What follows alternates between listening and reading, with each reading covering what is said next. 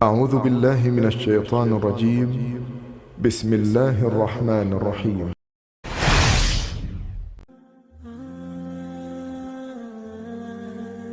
اللہ تعالیٰ نے عیسیٰ ابن مریم علیہ السلام کو عظیم معجزات عطا فرمائے۔ پیدائشی اندھا بینا ہو جاتا، کوڑھی کا کوڑھ دور ہو جاتا، برس والے کے جسم پر ہاتھ پھیر دیتے تو اس کا برس ختم ہو جاتا، مٹی کے پرندے بنا کر پھونک مارتے تو وہ اڑنے لگتے۔ لیکن سب سے بڑا معجزہ اللہ تعالیٰ نے آپ کو یہ عطا فرمایا کہ آپ نے اللہ کے حکم سے مردوں کو زندہ کیا۔ سورہ آل عمران آیت 50 اور 51 میں ہے۔ اور میں تورات کی تصدیق کرنے والا ہوں جو مجھ سے پہلے ہے، اور میں اس لیے آیا ہوں کہ تم پر بعض وہ چیزیں حلال کر دوں جو تم پر حرام کر دی گئی ہیں، اور میں تمہارے پاس تمہارے رب کی نشانیاں لایا ہوں، اس لیے تم اللہ سے ڈرو اور میری فرمانبرداری کرو۔ یقین مانو کہ میرا اور تمہارا رب اللہ ہی ہے، تم سب اسی کی عبادت کرو، یہی سیدھی راہ ہے۔ لوگوں نے تمام نشانیاں دیکھی لیکن پھر بھی کفر پر ڈٹے رہے، عیسیٰ علیہ السلام کی تکذیب کرتے رہے۔ اللہ تعالیٰ سورہ آل عمران آیت 52 میں فرماتے ہیں، اے ایمان والو، تم اللہ کے مددگار بن جاؤ، جس طرح مریم کے بیٹے عیسیٰ نے حواریوں سے فرمایا کہ کون ہے جو اللہ کی راہ میں میرا مددگار بنے؟ حواریوں نے کہا ہم اللہ کی راہ میں مددگار ہیں۔ پس بنی اسرائیل میں سے ایک جماعت تو ایمان لے آئی اور ایک جماعت نے کفر کیا، تو ہم نے مومنوں کی ان کے دشمنوں کے مقابلے میں مدد فرمائی، پس وہ غالب آ گئے۔ اس کے بعد اللہ تعالیٰ نے دین عیسوی کو یہودیوں کے مذہب پر غالب کر دیا۔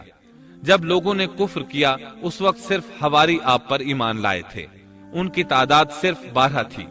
بعد میں دین عیسوی کو اللہ تعالیٰ نے مکمل طور پر غلبہ عطا فرمایا۔ حواری ایمان ضرور لائے تھے لیکن ان میں کسی قدر تردد تھا۔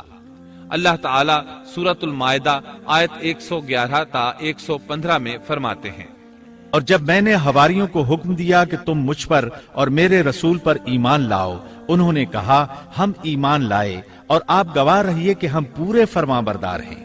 وہ وقت یاد کے قابل ہے جبکہ حواریوں نے عرض کیا اے عیسیٰ ابن مریم، کیا آپ کا رب ایسا کر سکتا ہے کہ ہم پر آسمان سے ایک خوان نازل فرما دے؟ آپ نے فرمایا کہ اللہ سے ڈرو اگر تم ایماندار ہو۔ وہ بولے کہ ہم یہ چاہتے ہیں کہ اس میں سے کھائیں اور ہمارے دلوں کو پورا اطمینان ہو جائے اور ہمارا یہ یقین اور بڑھ جائے کہ آپ نے ہم سے سچ بولا ہے اور ہم گواہی دینے والوں میں سے ہو جائیں۔ عیسیٰ ابن مریم نے دعا کی کہ اے اللہ، اے ہمارے پروردگار، ہم پر آسمان سے کھانا نازل فرما کہ وہ ہمارے لیے یعنی ہم میں جو اول ہیں اور جو بعد ہیں سب کے لیے ایک خوشی کی بات ہو جائے اور تیری طرف سے ایک نشان ہو جائے، اور تو ہم کو رزق عطا فرما دے اور تو سب عطا کرنے والوں سے اچھا ہے۔ حق تعالی نے ارشاد فرمایا کہ میں وہ کھانا تم لوگوں پر نازل کرنے والا ہوں، پھر جو شخص تم میں سے اس کے بعد کفر کرے گا تو میں اس کو ایسی سزا دوں گا کہ وہ سزا دنیا جہان والوں میں سے کسی کو نہ دوں گا۔ اور یہ اللہ تعالیٰ کی سنت ہے کہ جب منہ مانگا معجزہ آ جائے اور اس کے بعد بھی لوگ کفر کریں تو وہ تمام لوگ ہلاک کر دیے جاتے ہیں۔ آخر کار وہ کھانا اترنے لگا، انہوں نے اس کھانے کو کھایا اور ایمان پر قائم رہے، البتہ ان میں سے ایک نے خیانت کی، اس کا ذکر آگے آئے گا۔ ان مسلسل معجزات کا لوگوں میں چرچا ہونے لگا۔ یہودی عالموں اور بادشاہوں کو اس بات کی فکر ستا رہی تھی کہ لوگ ان کی پیروی چھوڑ کر عیسیٰ ابن مریم علیہ السلام کے پیروکار بن رہے ہیں، گویا ان کی حکومت ڈگمگا رہی تھی، دنیاوی بادشاہت بھی ہاتھ سے نکل رہی تھی اور دینی امور کی قیادت سے بھی ہاتھ دھونے پڑ رہے تھے۔ یہ صورتحال دیکھ کر یہودی عالم یہودی بادشاہ کے پاس گئے، اسے عیسیٰ علیہ السلام کے بارے میں خوف زدہ کرنے لگے، کہنے لگے وہ خود کو یہود کا بادشاہ خیال کرتا ہے اور دعویٰ کر رہا ہے کہ جلد تم سے بادشاہت چھین لے گا۔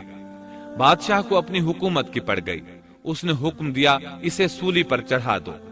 اس وقت سزا کا یہی طریقہ تھا، آدمی کو قتل نہیں کرتے تھے، سولی پر لٹکا دیا کرتے تھے، ہاتھوں پیروں میں کیل ٹھونک دیے جاتے تھے، اسی حالت میں لٹکا ہوا وہ ختم ہو جاتا تھا۔ اس طرح یہودیوں نے عیسیٰ علیہ السلام کے قتل کا پروگرام بنایا۔ یہ آپ کے رسول بننے کے 3 سال بعد کی بات ہے۔ انجیل متی کے مطابق یہودیوں نے جس شخص کو عیسیٰ علیہ السلام کے خلاف ابھارا تھا وہ روم کا گورنر تھا۔ اس کا نام پونتس پیلاطس تھا۔ اس نے اپنے سپاہیوں سے مل کر عیسیٰ علیہ السلام کو گرفتار کرنے کی سازش تیار کی اور عیسیٰ علیہ السلام کے ایک شاگرد یہودا اسکریوتی کو 30 دینار پر جاسوسی کے لیے تیار کر لیا۔ ان دنوں عیسیٰ علیہ السلام مذہبی تہوار فصح منانے بیت المقدس آئے ہوئے تھے۔ یہاں عیسیٰ علیہ السلام نے کھانا کھایا اور اپنے 11 شاگردوں سمیت شہر سے باہر کتسمنی نامی ایک جگہ پر رات گزارنے کے لیے تشریف لے گئے۔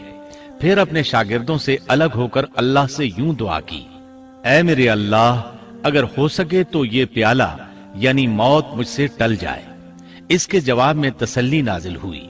علماء کا اس بات پر اتفاق ہے کہ جب یہودی عیسیٰ علیہ السلام کے شاگرد یہودا اسکریوتی کی یہ رہنمائی پر وہاں پہنچے جہاں عیسیٰ علیہ السلام اور ان کے شاگرد تھے، تو ان لوگوں نے عیسیٰ علیہ السلام اور ان کے حواریوں کا محاصرہ کر لیا۔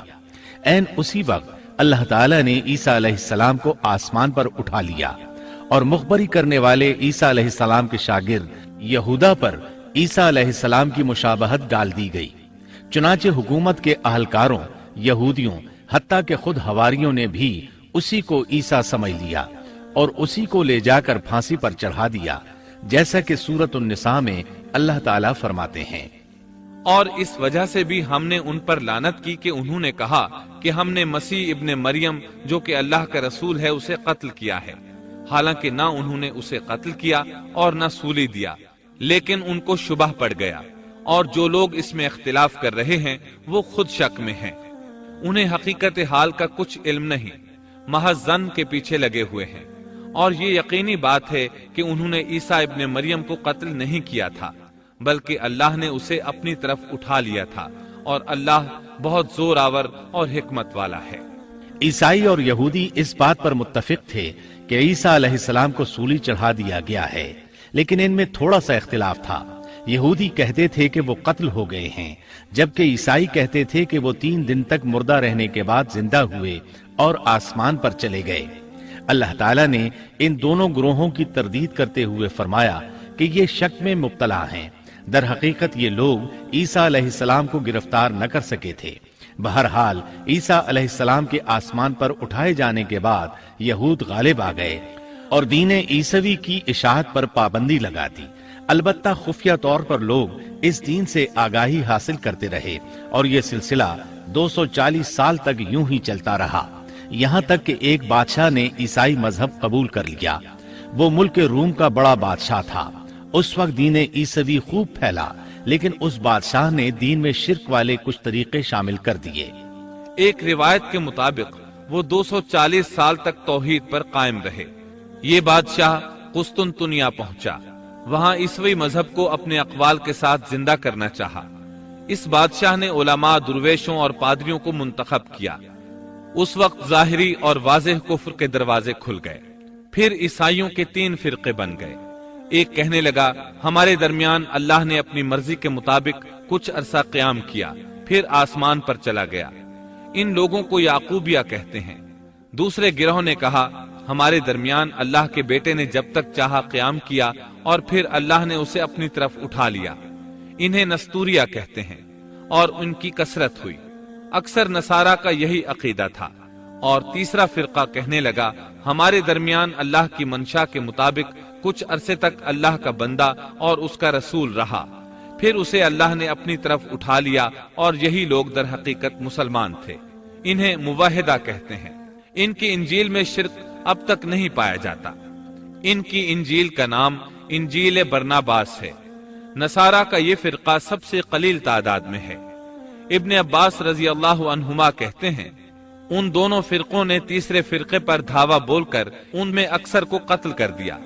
پھر اسلام اسی طرح تنہا، غریب اور کمزور رہا، یہاں تک کہ رسول اللہ صلی اللہ علیہ وسلم کی بعثت ہوئی۔